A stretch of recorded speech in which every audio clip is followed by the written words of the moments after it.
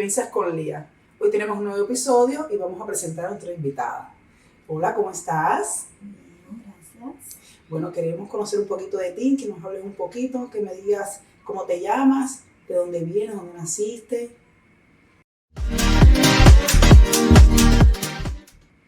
Bueno, yo me llamo Alexna Ortiz Arevalo, soy de la Isla de la Juventud. Crecí con mi abuela y el marido de ella, su esposo, pero es mi abuelo. Siempre mi mamá y mi papá estuvieron presentes. ¿Pero no vivían contigo en la misma casa? No, yo vivía con mi abuela nada y el esposo de mi abuela, que actualmente son marido y mujer. Y mi mamá vivía con su esposo y mi papá con su matrimonio y mi hermanita. Y yo me crié con mi abuela en una... Es como una ciudad, no se le puede decir ciudad, es como un campo de la Isla de la Juventud. ¿Con un municipio? No, realmente la isla es un municipio y tiene como que poblados. Uh-huh. Y ese poblado se llama la de Majagua. Entonces tuve parte de mi infancia en Patria, otro poblado. ¿Pues con tu abuela? Con mi abuela. ¿Y veías frecuentemente a tus padres? Sí. Siempre estuvieron presentes para todo. Pero era con mi abuela todo el tiempo. ¿Tú querías vivir con ella? Sí, era yo. ¿Y eras la única niña con ella o tu abuela estaba criando a otra? Soy la única nieta. Uy, eres la única nieta. Única hija por parte de madre y única nieta. Ay, qué bendición. Entonces eras bien consentida. No te puedo explicar, la más malcriada del mundo. Bueno, a ver, entonces ya tu infancia estuvo así, tuviste entonces al parecer una infancia bien bonita y ya entonces creciste, llegaste a la adolescencia, ¿qué estudiaste? ¿Cómo fue todo eso? Bueno, ya terminé el noveno grado, de ahí me cogí la carrera de comercio y empecé politécnico, pero no lo terminé. Dejé la escuela. ¿Por qué no lo terminaste? Porque no me gustaba realmente la carrera. Me gustaba más veterinaria y entonces al final no la pude coger y entonces como que me desanimó y no quise estudiarla, como que me puse un poco rebelde y dije que no quería y ya, ¿sabes? Como que mis padres, mi mamá principalmente, mi papá no estuvo muy de acuerdo, pero mi mamá no estuvo de acuerdo tampoco, pero ¿sabes? Como que me aceptó porque como que no veía otro método que hacerlo y que me buscara un trabajo o algo así, que tampoco, nada, mi abuela seguía manteniéndome. Entonces ni estudiabas ni trabajabas, estabas como en la casa. En la casa. Oh, yeah. ¿Y cómo entonces qué siguió pasando? ¿Te enamoraste o te casaste? ¿Cómo? Sí, como a los 16 me casé con un muchacho de Patria, de un poblado de donde viví principalmente los primeros años de mi vida. Estuve un tiempo, como 2 años aproximadamente con él y salí embarazada a los 16 años. Bien jovencita, se hizo embarazada. Sí, salí embarazada. Pero nada, mi mamá y mi abuela me dijeron que tomara la decisión yo, que me iban a apoyar. El embarazo lo que me hizo fue cogerle rechazo a la pareja que tenía, entonces terminamos. A raíz de terminar la relación tuve una pérdida y ya ahí lo dejé con él, seguí mi vida normal, tuve varios novios y así. ¿Pero seguías viviendo con tu abuela? Con mi abuela. ¿Tú nunca llegaste a salir de esa casa? Sí, ya antes de conocer al padre de mi hija, había tenido varias relaciones que, ¿sabes? Me quedaba, no sé, pero siempre volvía a la casa de mi abuela. Sí. Esa era mi casa de toda la vida. Y ya conocí al padre de mi hija, me mudé para La Habana y ahí vivía hasta que llegué al Chile. Y entonces ahora vamos a esa parte. Fuiste para La Habana, ahí tuviste a la niña. Fui para La Habana, viví el tiempo, salí embarazada. Uh-huh. Estuve hasta los 4 meses de embarazo y viajé para la isla a tener a mi hija. Uh-huh. Nuevamente a la isla. Ya, cuando la niña tenía como 3 meses de nacida, fuimos para La Habana nuevamente a vivir en la casa del padre. Y ahí, entonces, ¿qué pasó? ¿Cómo surgió la idea de venir para acá? Él también vino, ¿fue una idea de que los dos planificaron o tú sola? ¿Cómo pasó eso? Bueno, realmente se le dio la oportunidad a él de salir a través de una tía y entonces yo la apoyé con la niña recién nacida. Yo solita en La Habana, que nunca había vivido, la había visitado. Tengo familiares en La Habana, pero no había vivido en La Habana.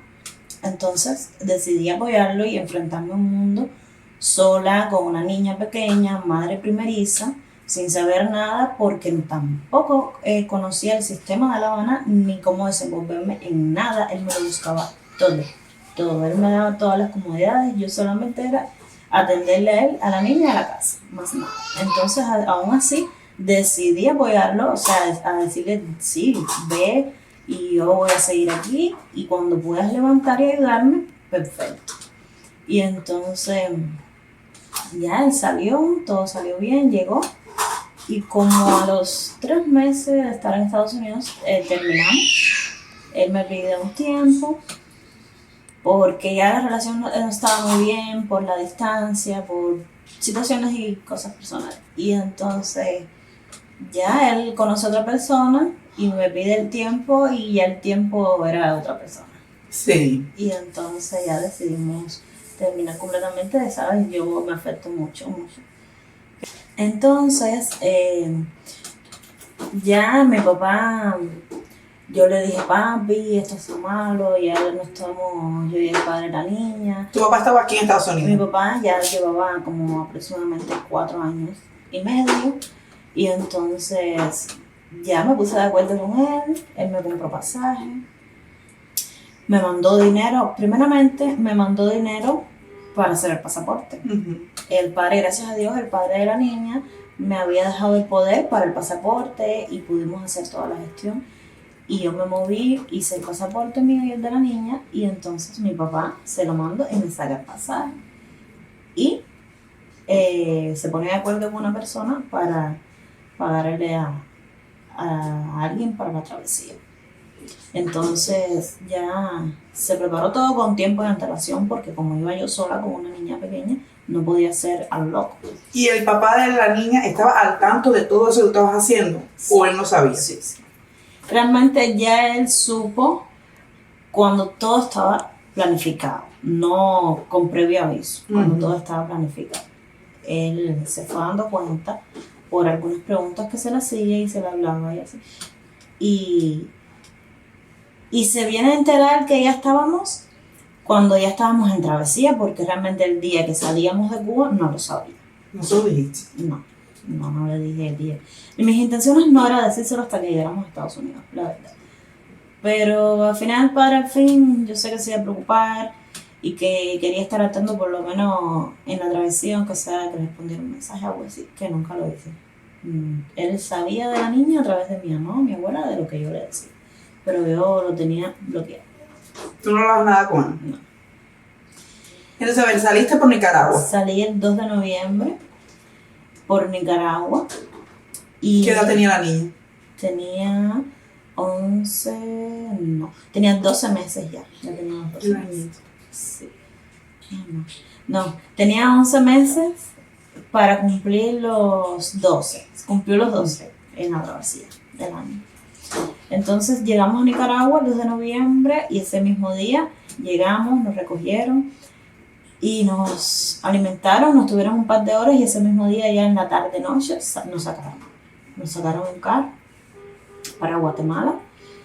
Y cuando llegamos a Guatemala, llegamos, dormimos y ya en la mañana empezó el camino en bus.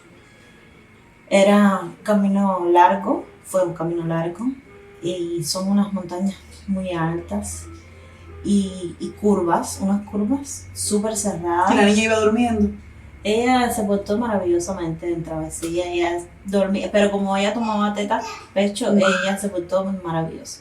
Ella, a veces yo no tenía que darle porque no tomaba leche, biberón, ni yogur, solamente teta o algún snack, alguna merienda o algo así. Y como no tuvimos mucho acceso a comida, o sea, arroz, frijoles, carne, cosas así,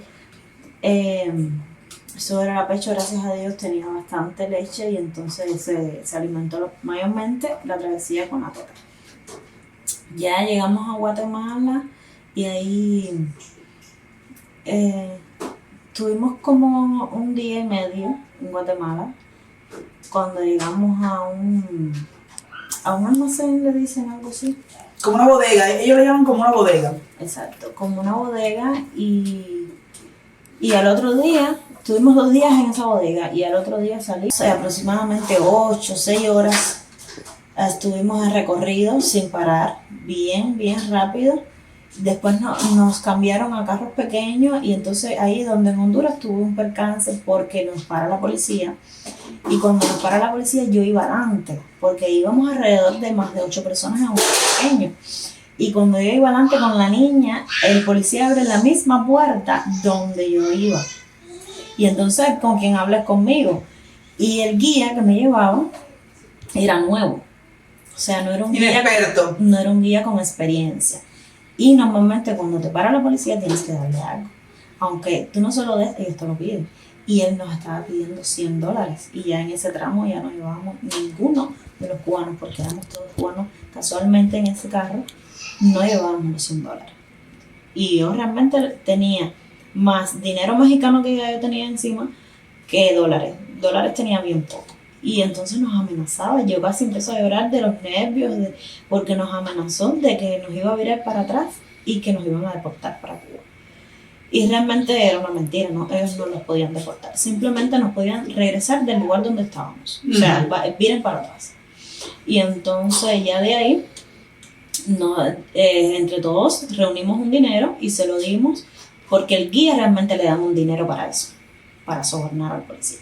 Entonces, se pusieron de acuerdo y ya nos dejaron ir. Ese día llegamos a otro local, dormimos y al otro día ya salimos para México. Bueno, necesito parar un segundo y hacer un paréntesis porque la verdad estoy nerviosa. Porque Tú no te preocupes. Nunca he pasado por esto y hace muchísimo tiempo no hablaba de la travesía. Realmente tengo lagunas que como que he olvidado porque no tengo presente la travesía todo el tiempo. Porque realmente no es algo que bueno, mira, tú no te preocupes, porque esto es un espacio más bien para conversar. Se llama Vivencias con Lía y es que hablemos las dos y que tú me cuentes tus experiencias y todo. No es para ponerte nerviosa. Vamos a hacer un ejercicio para ayudarte un poquito. Ya sé que tu travesía fue bien corta en el aspecto de los países entre Guatemala y entre Honduras. Yo sé que fue bien corta, que lo pasaste en carro, que tuviste ese transporte que fue de horas, no fue como que te pasaste muchos días allí. Entonces vamos a hacer algo, vamos a empezar en México, tu llegada de México. Ya llegaste a México, ¿qué pasó allí? Bueno, en México entré, nos tuvieron 2 o 3 días en una casa. Ahí estábamos muchísimas personas. Entonces nos trasladaron en van por un desierto de varias horas que no se veía nada porque íbamos como 10 personas en una van y era mucho polvo, era muy seco y era demasiado polvo que no se veía nada. Nos estuvieron escondiendo varias horas porque cerca andaba la policía. Y entonces de ahí, cuando llegamos al primer punto, o el primer retén, o el primer punto de parada. Al primer retén, de ahí pasamos normal, no pasó nada, no nos pidieron dinero ni nada porque ya estaba hablado. Qué bueno. Y tuvimos que llegar a cambiarnos llegamos como a un cañaveral. Y en el cañaveral al lado había como un arroyo. Ya llevábamos muchas horas de travesía, de camino, no habíamos ido al baño ni nada. Ahí pararon, nos cambiaron porque ya teníamos una manilla. Nos cambiaron de manilla para cambiar de, ¿cómo se dice? De narcos, ¿sabes? Porque son varios narcos y entonces ellos te dejan pasar por sus tierras. Sí. Y te identifican por su territorio y te identifican con una manilla. Entonces ahí había una banda muy grande, armada, por supuesto, todos eran hombres, aproximadamente 50 carros y 50 hombres. Ellos nos contaron, nos sacaron del carro, nos dejaron hacer las necesidades y nos pusieron otra manilla. Teníamos 2, no nos las podíamos quitar, no se podía romper nada. Porque si nos paraba ya ese círculo de narco, ya ellos veían que estábamos identificados, no había problema y nos dejaban pasar inclusive con la policía y todo. Sí. Como que los cuidaban al final, sí, de esa manera. Sí, porque ya eso estaba atado. Y entonces ya, de ahí llegué a Ciudad de México, al DF, y en Ciudad de México estuve 3 días. en Ciudad de México, con un frío, no teníamos las condiciones como para taparnos ese frío. Y ahí estábamos en una casa que no se podía hacer ni un ruido, que andábamos en una casa, estaba grande de 2 pisos, pero habíamos más de 100 personas en esa casa. Más de 100 personas, con 2 bañitos nada más, ¿te imaginas? Quiero preguntarte algo ahí, hacer un paréntesis ahí. Cuando me dijiste que ibas de 6 horas, 7 horas en el desierto, que no pudieron ir al baño, la niña llevaba pamper o cómo llevaba pamper. Me quedé como con eso en la mente, quería saber eso. Ella usó pamper hasta que llegó aquí, que actualmente lo usa, pero en la noche. Entonces ella estaban en la casa, había como 100 personas. Ahí estuvimos 3 días. Habíamos más de 100 personas, era un problema para ir al baño a hacer pipí o bañarse. Ahí solamente te podías bañar una sola vez. O sea, en el día una sola vez. Ahí estuvimos, ahí nos atendían, nos hacían comida, nosotros no teníamos que hacer nada, solo estar en el lugar que te tocaba. Ahí tranquilo. Tranquilo, la niña no podía llorar porque las casas estaban pegadas a los vecinos y llamaban. Estábamos en la casa y entonces la niña, de ya de mucho frío, la niña nunca se la di a nadie. Andaba con 2 o 3 personas que siempre uno hace conexión y no eran ni siquiera de la Isla de la Juventud ni nada, pero bueno, eran cubanos y uno se queda al lado de ellos y como que tenía más conexión con ellos y siempre andábamos juntos. Entonces era una muchacha y un muchacho. Y había un matrimonio con 2 niños, pero no teníamos tan pegue como con la muchachita y el muchacho, que era el que me ayudaba con la mochila siempre.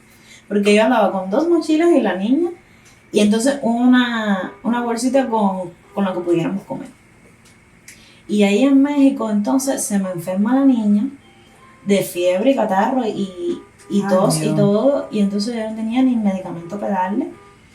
Y me pongo en contacto con mi papá se pone en contacto con la persona que es el que contacta el coyote, y enseguida me resolvieron medicamentos.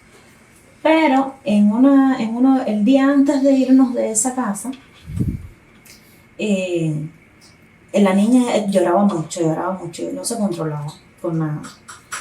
Aún dándole medicamentos, porque parece que tenía mucho frío, y entonces yo estaba en un pasillo, porque habían habitaciones, pero ya no cabían las habitaciones. Entonces me pusieron con un colchón, sin nada, sin sábana y sin nada, en un pasillo, pero entraba el frío y la brisa y todo. Y entonces me regañaba, la encargada de la casa me regañaba, que tratara de que la niña no llorara, que nos iban a escuchar, que iban a llamar a la policía, que nos iban a deportar. Todas esas amenazas y nos trataban mal. O sea, la manera de comunicarse no era como... No era agradable, sí. Exacto. Y ese día yo lloré mucho por mi niña, no por miedo a nada, era por la niña. Yo pedí mucho en la madrugada, le pedí a Dios, sinceramente. Y gracias a Dios se me calmó y no me lloró más ni nada, inclusive se me mejoró de la salud, no le dio más fiebre ni nada hasta que pudimos salir de ahí. De ahí nos sacaron en unos camiones, pero no son camiones muy grandes, son camiones pequeños, y las madres con niños nos daban la prioridad de montarnos adelante para no tener que ir atrás porque era muy cerrado, que no se podía respirar bien. De ahí nos sacaron y nos llevaron para un lugar grande que no sé cómo se llama, porque se puede decir almacén porque era grande, y ahí nos tuvieron un ratico nada más.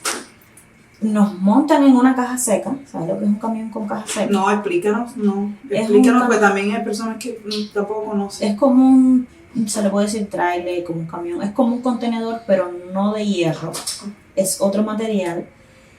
Estuvimos en ese camión hasta para llegar a Puebla, la ciudad de Puebla, que eso sí nunca se me olvida, porque estuvimos 14 horas. Allá adentro. Prácticamente más de 300 personas. O sea, de 200 a 300 personas. ¿Y cómo estaban? ¿Como uno pegado al otro? ¿O sentados? ¿O cómo? Ellos habían preparado de la parte de adelante, parte del medio, de la parte final, como unas vigas para que pudieran montarse en un segundo piso y que pudieran entrar más personas. Entonces las madres con niños nos pusieron adelante porque había como un sistema que entraba un aire. Entonces arriba el techo tenía 3 compuertas, adelante, en el medio y al final, para tenerlas abiertas todo el tiempo, y solo se cerraban cuando pasábamos por puntos de control, que no había nadie adentro. Y ahí íbamos todos encima sentados de la propia mochila. Te dejaban subir una sola mochila, ya la otra la tenías que botar. Ya había botado prácticamente 50% de todo lo que yo había llevado.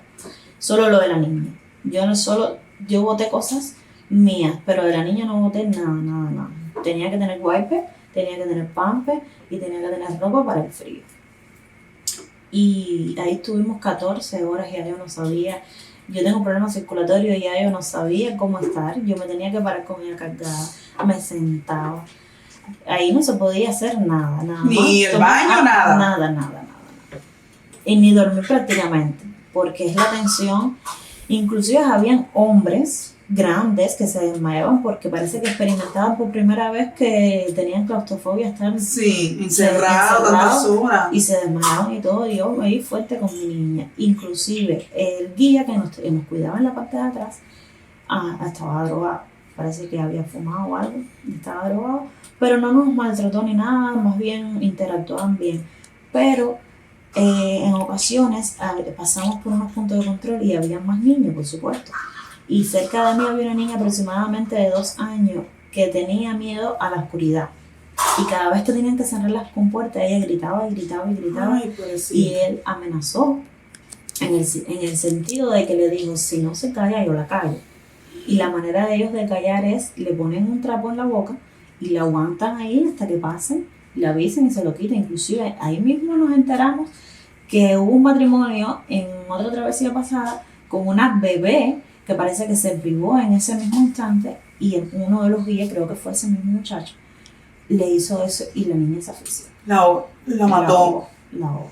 Ay, Dios mío. Un matrimonio cubano, creo que fue así. Y gracias a Dios mi hija hizo una travesía perfecta.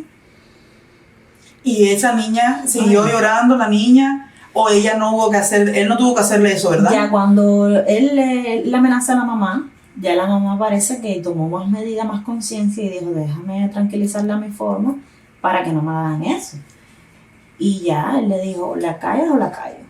Porque cuando pasamos por puntos de control no puede haber sonidos aquí adentro, ni movimientos, ni nada. Y ya gracias a Dios la niña se calmó. Gracias a Dios.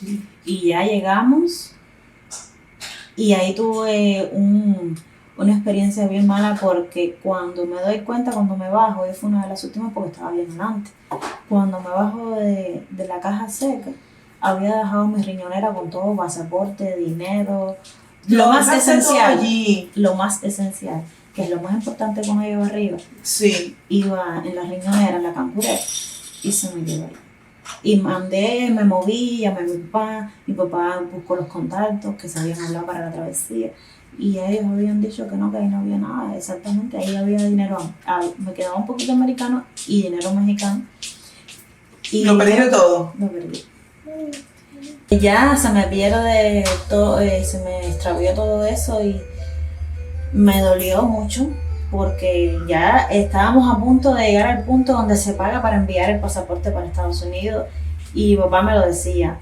Mi papá me decía, lo más importante que tú llevas es la niña, usted suelta todo, pero nunca suelte el pasaporte y la niña.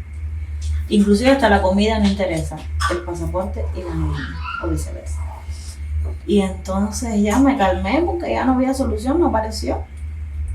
Entonces llegamos al punto donde nos preguntan si andábamos en familia o en grupos.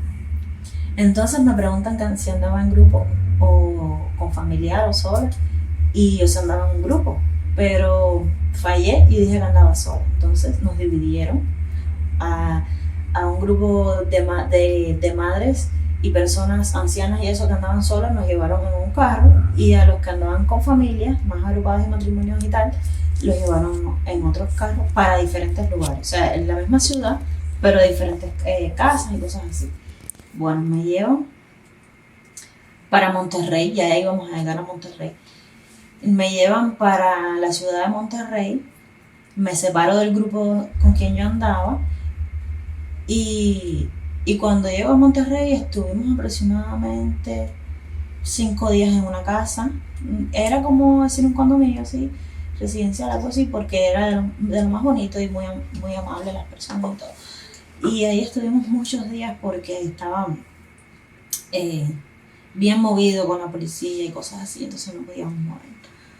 Entonces, ya de ahí, cuando me entero, me escribo con las otras personas que andaban conmigo, que ya habían cruzado, ya habían Ya llegado. habían cruzado. Entonces yo dije, coño, si me hubiese quedado con ellos ya yo estuviera por lo menos en emigración.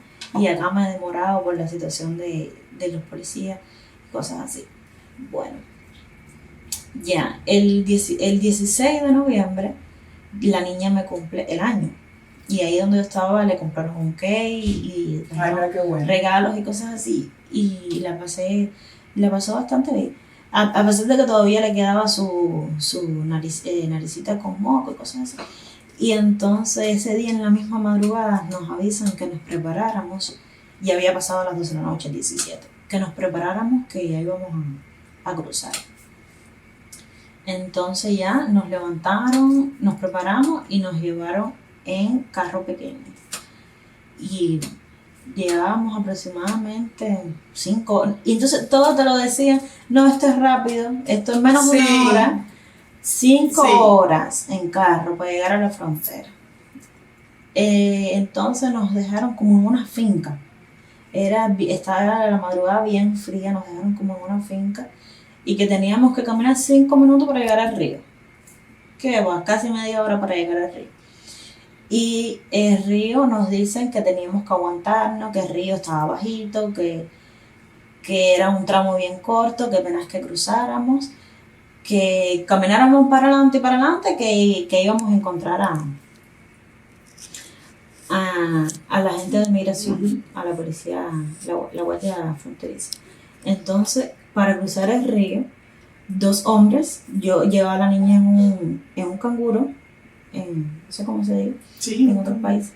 Entonces ahí yo la monto, ya yo no tenía nada, la ropa que en una bolsa, la ropa que me iba a cambiar cuando cruzara porque no iba a entrar Mohamed cuando me retuvieran.